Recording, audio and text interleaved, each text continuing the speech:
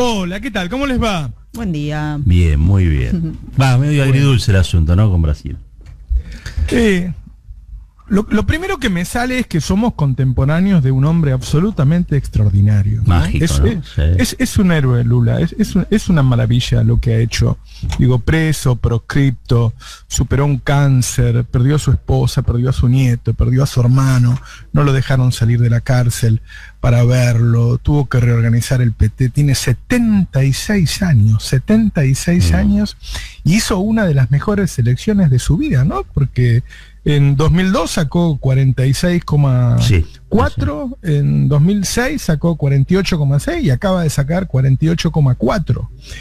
Es absolutamente excepcional, ¿no? Digo, lo primero que uno debería decir es que en Brasil siguen siendo más los votos de izquierda, porque ellos se llaman de izquierda, no le dan ninguna vuelta, y que nada, le falta 1,5 puntos y es muy posible que lo logre. Ahora, claro, cuando uno compara, digo, Lula sacó a 40 millones de personas de la pobreza, llevó a Brasil a ser la 6ª economía del mundo. Para ser la 6ª tuvo que superar a países como Rusia, como Italia, como Canadá, como Australia, como Inglaterra.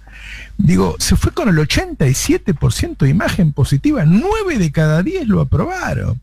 Y hoy tenés un voto anti-Lula de todos los que creen que es un ladrón, porque vos podés sobreseer a una persona en algún momento, pero la condena social ya está instalada, de tanta mentira, de tanta difamación. Entonces, bueno, indudablemente lo de Bolsonaro no es solo eso, hay raíces brasileñas que conectan con ese personaje, como lo hay en otros lugares del mundo que conectan con la extrema derecha. Pero el voto anti-Lula por la acusación de ladrón no se lo sacan. Y bueno, de hecho, si Moro fue elegido senador, es por eso. ¿Qué otra cosa hizo Moro en su vida? Es porque hay mucha gente que cree que fue el justiciero que condenó a Lula, ¿no? Y por eso Moro es senador. Lo tenemos a Serrano Mancilla, creo, ya con nosotros, ¿no? Sumémoslo ya mismo. Buenos días, Alfredo, ¿ya estás con nosotros? No, bueno, ahí lo conectamos. Lo veía recién. Está muteado, hay que desmutearse. Hay que desmutearlo nomás. Bueno, porque se desmutee él. No Hola, buen día. Gracias, Alfredo, ¿cómo estamos? Buen día, Roberto. Acá estamos con resaca brasileña. y yo pensaba que además ese resultado de Bolsonaro lo pone en un lugar que aún ganando Lula, le va a complicar un poco más ese tercer mandato, porque va a haber un Congreso muy conservador, ¿no? Sí, creo que lo venías bien comentando. Se abre un periodo en Brasil donde, bueno, hay dos fuerzas, no diría aquí distante, porque por ahora efectivamente 5 puntos en Brasil son un buen número de brasileñas más a favor de la propuesta de izquierdas, y es importante el matiz, es una propuesta de izquierda, autoproclamada de izquierda, no hay ninguna duda al respecto. Yo diría, fíjate, un dato importante que me parece que a veces pasa desapercibido, y lo digo incluso en los análisis de izquierda, que suelen sobrevalorar al adversario. Es verdad que Bolsonaro ha obtenido un buen resultado electoral, no hay la menor duda, y que ha venido para quedarse y que representa una identidad política sólida en Brasil, de ultraderecha, pero también es verdad que es la primera vez en Brasil que un presidente va a la reelección y saca menos votos que su adversario para segunda vuelta. Es decir, es la primera vez que el presidente va a reelección y le va tan mal. Lo digo de una manera muy, muy clara. Esto no significa que no tenga fuerza suficiente, pero sería un error sobreestimarlo, sobrevalorarlo, y justamente dejar al lado la gran elección que ha hecho Lula, que ha obtenido más votos que, por ejemplo, Gustavo Petro, que ya creó furor en América Latina por la importante votación en primera vuelta. Lo tenemos al querido Artemio López también. Hola, Artemio. ¿Qué tal, Roberto? ¿Qué tal? Hola, ¿cómo vamos? Mancilla, ¿qué tal? ¿Cómo estás? Bueno, una primera impresión, dame. Bueno, no, que fue una elección enorme de Lula. Hay que tener en cuenta que las condiciones de Brasil no son las de Lula anterior. Después vamos a ahondar un poco en términos más, si vos querés, estructurales, por qué pasa lo que pasa con Bolsonaro y lo que pasa con Lula y con el PT en general, por qué pasa lo que pasa en San Pablo. Pero lo primero que hay que decir que fue una gran elección de Lula.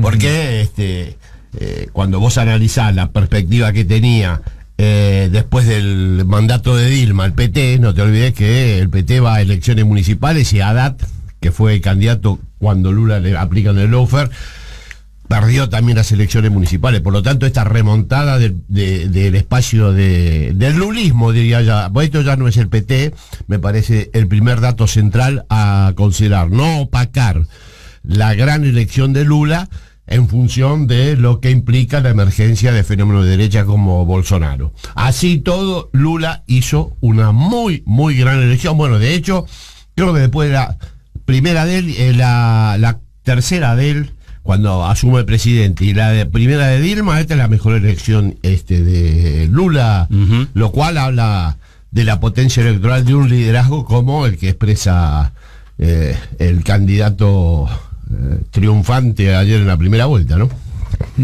Digamos para lo que la derecha acá llama el plan platita, que Bolsonaro hizo un plan platita muy muy fuerte en los últimos meses, que aumentó un 50% en términos reales el monto que reciben las familias del plan familia, que bajó impuestos para bajar algunos productos de primera necesidad, es decir, trabajó la elección.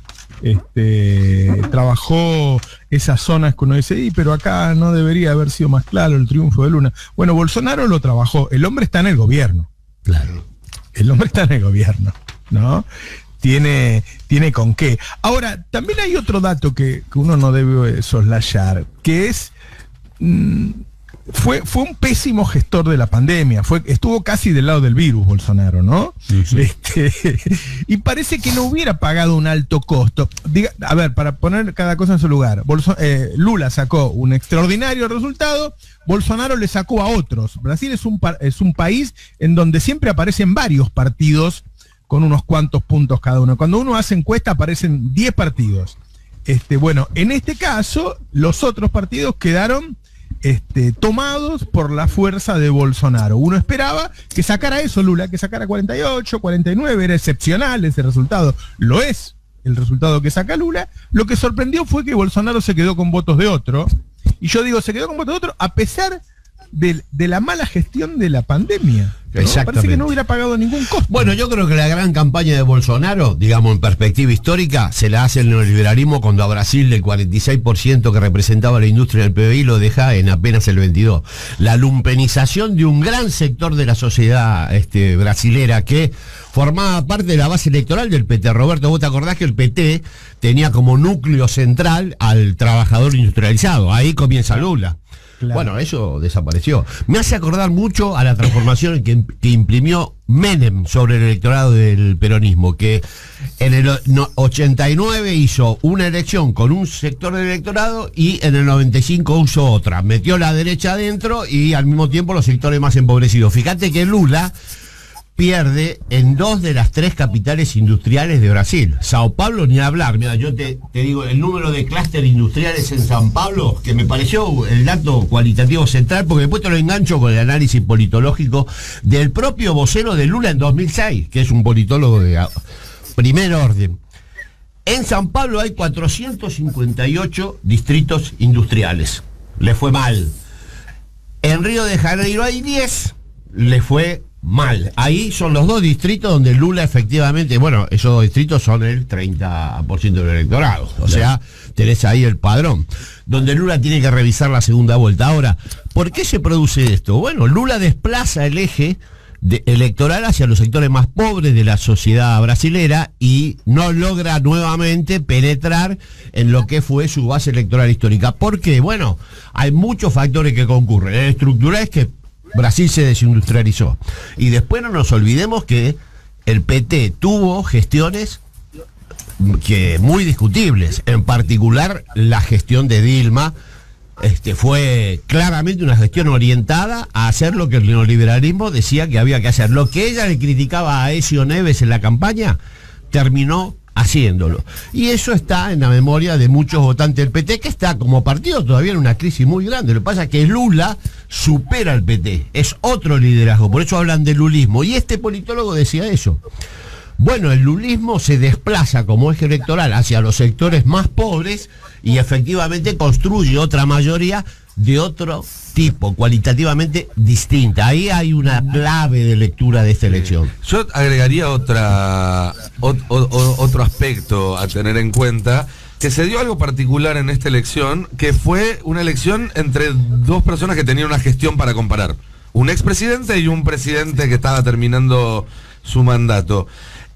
Y uno mira bajo casi cualquier variante esas dos gestiones en términos de datos, y la de Lula es inmensamente superior a la de Bolsonaro, en lo económico, en lo político, en la popularidad, en un montón de aspectos. Y eso no se vio reflejado en la evaluación del electorado brasileño. Entonces creo que también tenemos que empezar a entender que estamos en una época donde las identidades políticas a veces pesan más que los hechos concretos, donde la división, la polarización es tan grande a nivel político, que el temor a que gobierne uno del lado de enfrente es más grande que el temor a los efectos que pueda tener un mal gobierno de uno propio. Y eso es algo que creo que tenemos que tener muy presente los argentinos cuando empecemos a ver qué vamos a discutir el año que viene.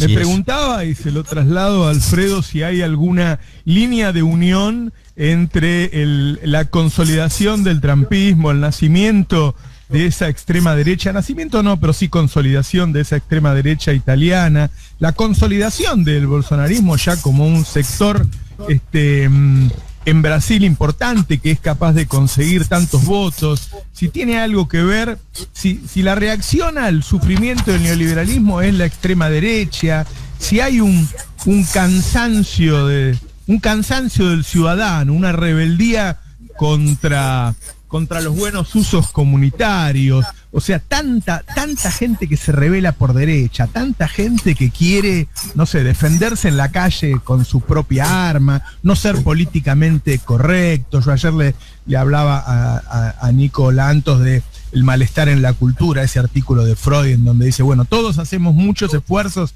para vivir en la cultura y ese esfuerzo tiene consecuencias en nuestra salud. Y hay algún momento en que una parte de la sociedad se sale de los buenos usos cotidianos, se revela, y parece que se estuvieran revelando en muchos lugares del mundo, y aparecen estas cosas casi bestiales, de apoyar a alguien muy bestial como Bolsonaro. ¿Lo ves como un fenómeno internacional, Alfredo? Sí. Primero creo que hay un fenómeno internacional que es el vaciamiento del centro. De hecho, el centro cada día existe menos. En América Latina existe mucho menos. Veamos las elecciones en Colombia, donde no existía el centro. Veamos las elecciones en Perú, en Chile y en Brasil. No hay centro. Incluso el centro se realinea en un lugar y en otro. Y yo creo que en Argentina pasa algo parecido, más allá de los que siguen siendo los fanáticos de estas Coreas del Centro, Avenidas del Medio, o llámale como quiera, porque cada día es más plebiscitario todo. Y esto es importante. Además me parece que hay una derechización de la derecha, eso lo dice siempre Zapatero, Álvaro García Linera. Hay algo de lo políticamente incorrecto, o mejor dicho, dejar de comunicar a la vieja usanza, con una suerte de puestas en escenas absolutamente superficiales. Eso pasó de moda y creo que cuando uno fuerza esa puesta en escena, de hecho Bolsonaro es la antítesis en ese sentido. También creo que esa derechización, este fenómeno tan fascista, obedece a una crisis de expectativa que ha tenido el neoliberalismo.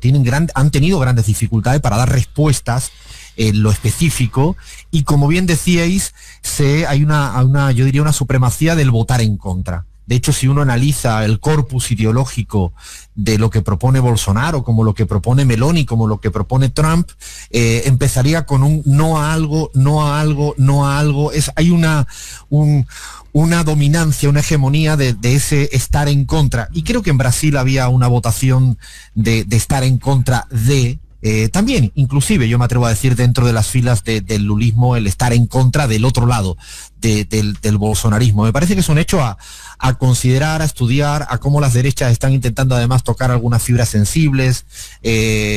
Yo creo que también respecto a lo que decías de la cuestión de la salud y la vacuna, es verdad eso, pero me acuerdo una vez en una conversación con Álvaro García Linera, él me decía, Alfredo, probablemente va a haber una memoria de corto plazo muy fuerte en la ciudadanía, se olvidarán de los efectos en la salud de la pandemia y se quedarán con las cuestiones estrictamente económicas. Y ahí yo creo que Bolsonaro ha hecho un gran esfuerzo en este año 2022, de hecho la inflación en Brasil está muy controlada, como podría estar en Bolivia, digo por poner dos modelos completamente antagónicos, pero eso que bien decías en las políticas sociales, aunque haya sido en un plano estrictamente electoral, no hay la menor duda al respecto, pero ha hecho un esfuerzo precisamente para sintonizar con la memoria de corto plazo de la ciudadanía más popular, e intentar tener este voto que ya también lo veníamos conversando, era una suerte de spoiler de estas elecciones.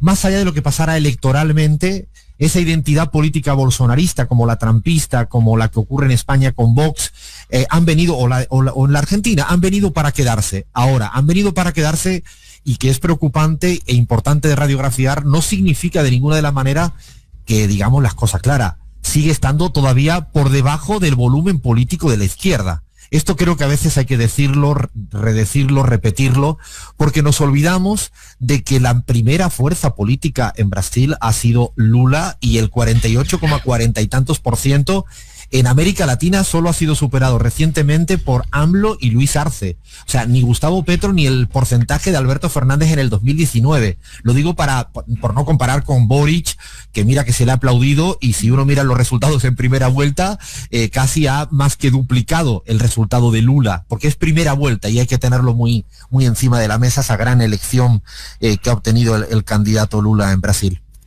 Y piensan, a ver quién recoge el guante, bueno, le falta 1,5 puntos y ya gana, o piensan que la que viene es otra elección.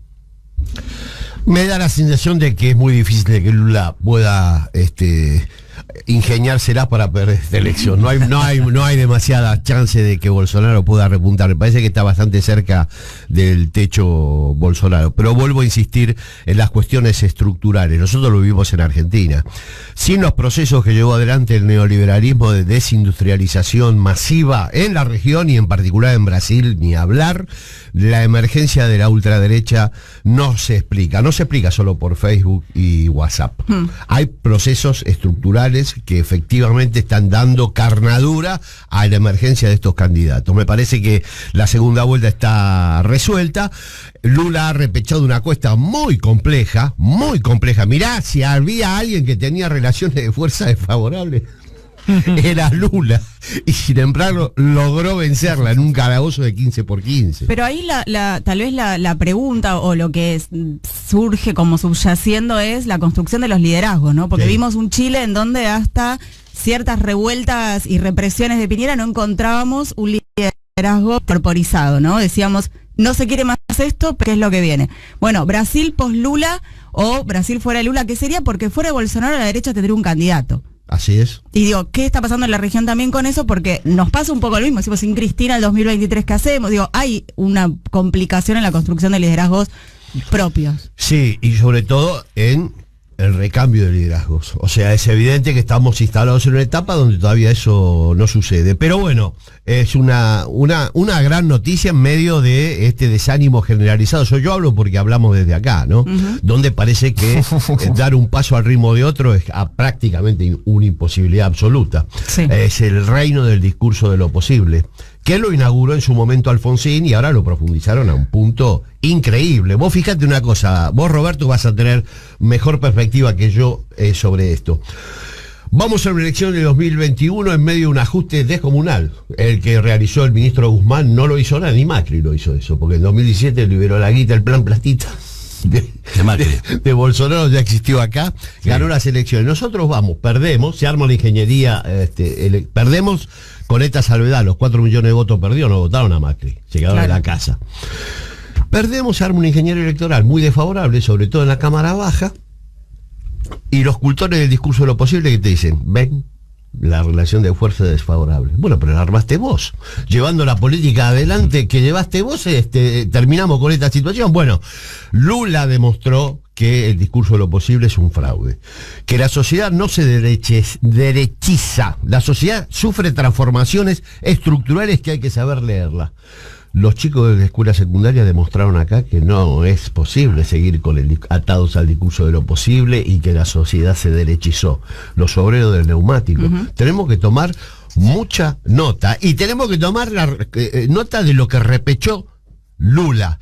Lula se tuvo que hacer cargo del desastre de Dilma, donde gobernó el ajuste neoliberal de manera plena y además diciendo que era el único camino posible. Escuchame, le entregó la economía a un representante del Fondo Monetario. Hizo un ajuste. Me acuerdo que había un profesor de ciencia política de la Universidad de Sao Paulo que decía, Roberto Maringoni se llamaba, creo que era Roberto. No sé si no es para emular al señor Roberto Navarro. Pero bueno, decía lo siguiente, no.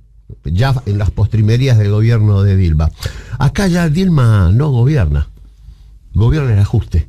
O sea que si el ajuste se para, el gobierno cae. Bueno, a mí me preocupa mucho que se copie esa lógica acá.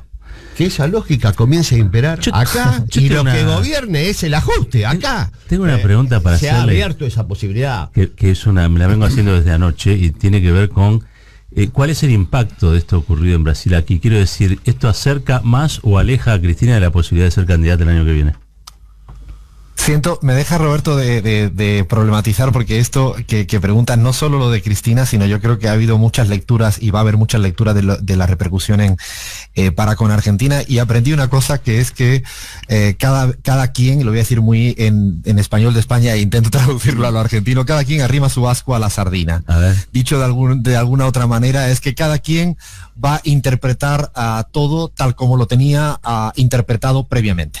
El que está en contra de que se presente Cristina va a arguir que no, y el que está en contra, porque ayer escuché algunos comentarios decir no, la necesidad de crear una gran alianza, Lula ha logrado este resultado gracias a tener a Gerardo Alckmin, o sea, el centro derecha casi, el casi al interior de la fórmula, yo creo, y luego había otros que decían no, es precisamente porque ha forzado las posiciones de izquierdas, claramente, ha sido un poco más intenso, duro.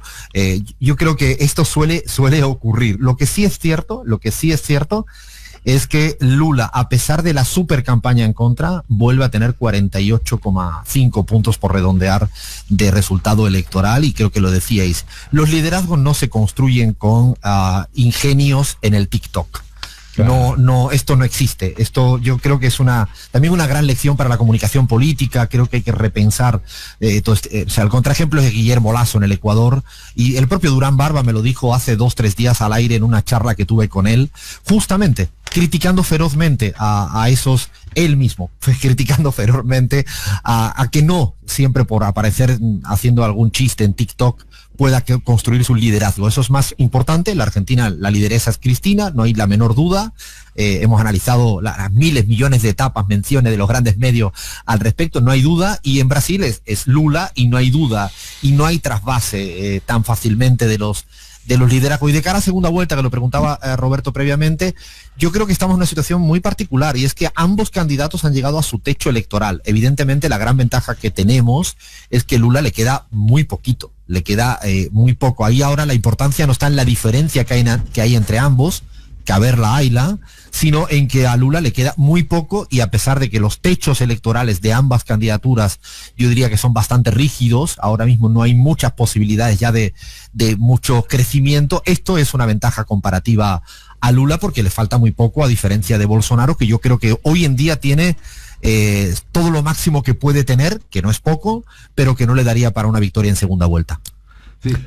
Para recoger también, seguir con este análisis y recoger un poco la pregunta que había hecho Roberto, yo creo que si tenemos que empezar a pensar en las candidaturas del año que viene en Argentina, y sobre todo en qué va a ser Cristina Fernández de Kirchner, no hay que prestar tanto atención al resultado de esta primera vuelta o del balotaje, sino a cómo van a ser los primeros meses del gobierno de Lula, a qué puede y qué no puede hacer Lula una vez que llegue al poder. Creo que Cristina va a estar prestándole mucha atención a eso, porque por un lado, hasta ahora durante la campaña, Lula ha dado muy pocos detalles de cuál es su programa de gobierno. ¿Sí? No sabemos cuál va a ser su programa económico, no sabemos cuál va a ser la conformación de su gabinete, no sabemos si él va a ser un Lula recargado o un león herbívoro.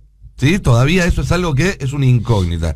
Y por otro lado, no sabemos qué va a pasar con la oposición brasileña, una oposición que va a tener el Senado, que va a tener probablemente también la Cámara de Diputados, que va a tener las gobernaciones más fuertes, San Pablo, Minas, Río de Janeiro, con un detalle también.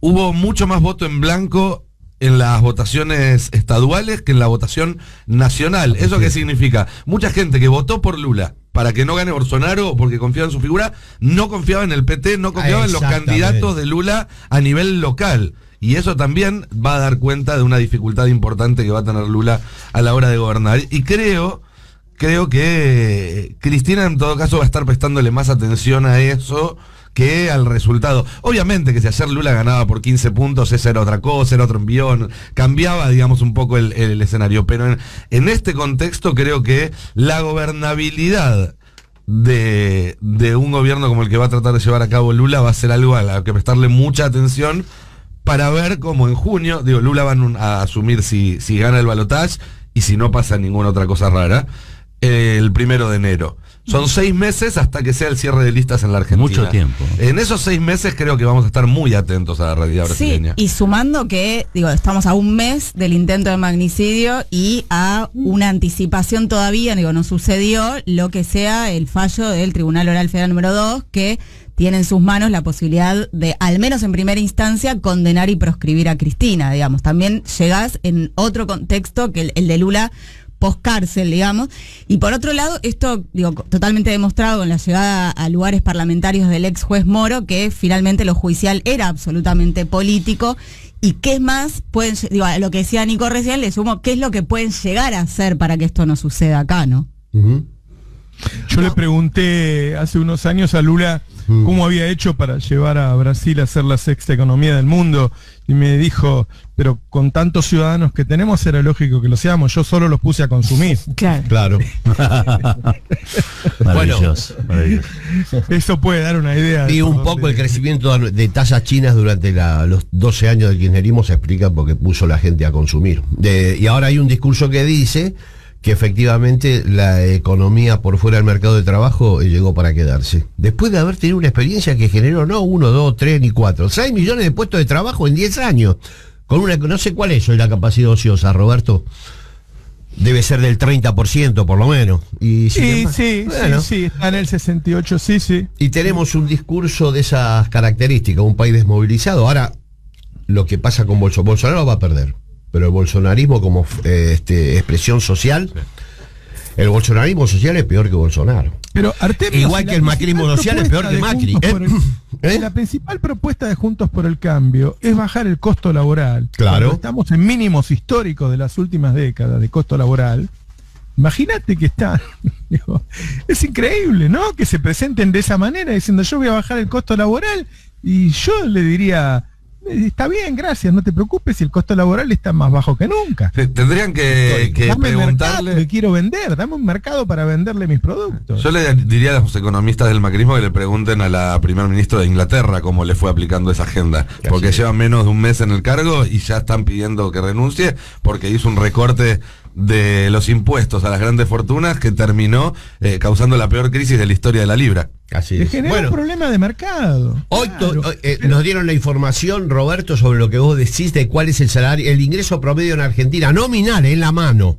¿Cuánto es? El Ministerio de Producción, que puso un mapa interactivo en internet, que es muy recomendable, véanlo, y desagrega por sector, 130.000 pesos. Y nos enteramos de la línea de pobreza para 4 personas en la zona metropolitana. Para arriba y para abajo mucho no va, pero bueno, va a subir en la Patagonia y va a bajar en el norte. 120.000. O sea, Esos son los promedios. ¿Te imaginas lo que es un promedio en un país donde la dispersión de ingresos es la que existe en Argentina? 400.000 los petroleros y 90.000 los trabajadores de turismo y servicio. Bueno, ¿qué es lo que quieren hacer? Yo creo que el gobierno en eso tiene un gran desafío y tiene un programa por llevar adelante. Suma fija para recortar lo que Macri dejó como pendiente y obviamente controlar precios, porque ya a este nivel de inflación y sobre todo de alimentos, los niveles de inflación que vivimos en Argentina, puramente especulativos, ya no se explican por la guerra, no se explican por la tasa de ganancia que vuela en las empresas, la distribución del ingreso lo muestra claramente.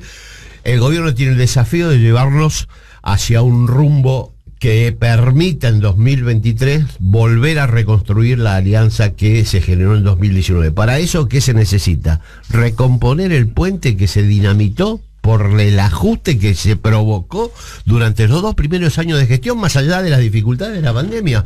Con los ingresos que tenemos, no es suficiente para recomponer la potencia electoral del frente de todos, más allá del Pero trabajo. Imagínate, Artemio, eso que decías, que la pérdida de ingreso acumulada, precisamente como ese ajuste lento, ¿no?, del salario mínimo en relación a la inflación, que nosotros siempre insistimos mucho, los 2 últimos años de Macri y los 2 primeros años del gobierno de Alberto Fernández, se ha perdido acumuladamente el equivalente a 18 salarios mínimos. Así es. Es decir, eso es solo por ir llegando tarde, no solo por la merma, sino por llegar tarde, porque además ese es otro problema a veces muy poco estudiado, que es que se llega tarde, y cuando se llega tarde, en ese mientras tanto se ha perdido mucho. Me refiero a en el mejor de los casos, cuando el salario acaba acercándose al valor de la inflación, pero llegan 3 meses después. ¿Y qué ha ocurrido en ese frío que ocurre durante ese ajuste lento y tardío? Yo creo que ahí hay un desafío fundamental para la Argentina, porque sin el bolsillo medianamente con niveles básicos es así que es difícil afrontar un tema político electoral con la envergadura que tiene el próximo año en la Argentina. Y vos fíjate que cuánto espacio deja la derecha para diferenciarse, que no solo propone flexibilización laboral, sino que propone baja de impuestos. Y baja de impuestos ellos le llaman a la baja de impuestos a los ricos. Claro. ¿No? Claro. Baja de impuestos. Recordemos que cuando ellos llegan al gobierno, lo primero que hacen es eliminar las retenciones al trigo, al girasol, al maíz, y prácticamente eliminar el impuesto a la riqueza, a los bienes personales, el impuesto a los activos que existe en todo el mundo. Ahí es donde ellos generan un déficit fiscal tan grande que tienen que salir a endeudarse para paliarlo. No era el déficit que le dejó Cristina, que estaba dentro de los cánones de la Unión Europea. Es el déficit que ellos generan cuando eliminan el impuesto a los ricos. Pero además se presentan Roberto, a elecciones con esa propuesta. Exacto. Perdona, pero además el subsidio mayor que hay hoy en día es a los ricos. Y esto hay que decirlo cada vez más. El denominado gasto tributario, o lo que dejan de pagar los ricos por exenciones en una estructura tributaria Frankenstein, que además viene obedeciendo a presiones de poder desde hace décadas y que se quedan para siempre. Por ejemplo, la exencia al impuesto de ganancia al Poder Judicial, una cosa que no tiene ningún sentido económico ni de justicia social, y que siguen sin pagar su impuesto porque están exonerados por una ley o un apartado de la ley, pero así podríamos revisar. De hecho, llega a ser un valor importantísimo de lo que dejas de ingresar. Es decir, el principal bono social hoy en día en la Argentina van destinados a los ricos a través del gasto tributario, y ahí es donde habría que discutir, si quieren discutir realmente el tema impuestos, porque claro, ellos mencionan, los Milei, los Larreta y compañía, la cantidad de impuestos. Pero la cantidad de impuestos, porque verdaderamente está mal diseñada la cantidad de impuestos, pero lo que pagan, y hay un dato que nosotros hemos trabajado mucho, por cada 30 pesos que deberían de pagar por cada 100 que ganan, al final acaban pagando menos de 5. Claro, la la famosa presión tributaria elevada. Alfredo, cuando vos analizás la distribución del ingreso, con Cristina participaban los trabajadores con el 54% y están en 43,5%. Flaxo valorizó la pérdida de ingreso que eso supone. El equivalente a 70.000 millones de dólares, 1.7 veces el préstamo del Fondo Monetario. Esa es la transferencia de ingresos que el mundo del trabajo le dio a los capitales. Con ese esquema, con esa inercia distributiva, es difícil que un gobierno popular democrático y además pueda funcionar. Se va a dólar. Además, exacto. Se va a dólar, se va a fuga, es el que te tira la brecha para arriba. Y después dicen el problema de la brecha.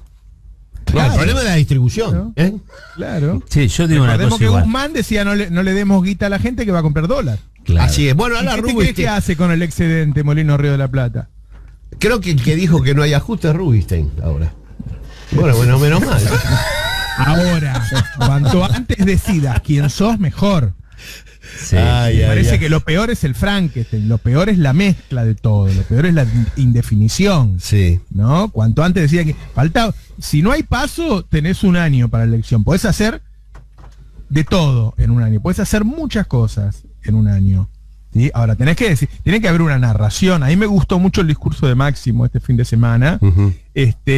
Porque lo pone en el cauce justo y confronta bien.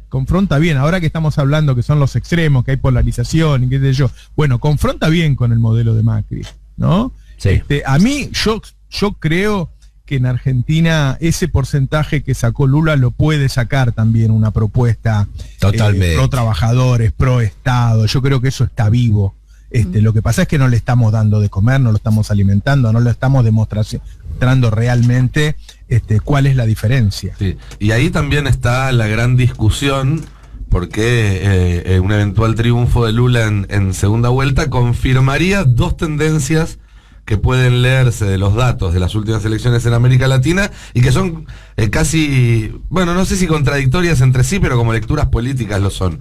Una es que hay una ola de progresismos y que en los balotajes, en todos los balotajes se está imponiendo el progresismo frente a las opciones de derecha. Pasó en Bolivia, pasó en primera vuelta, pasó en balotaje en Perú, en balotaje en Colombia, en balotaje en Chile. La segunda lectura de exactamente los mismos datos es, están perdiendo todos los oficialismos y están ganando todas las oposiciones. Bueno, cuando gane Lula se van a revalidar las dos hipótesis. En la Argentina una de las dos se va a terminar demostrando falsa.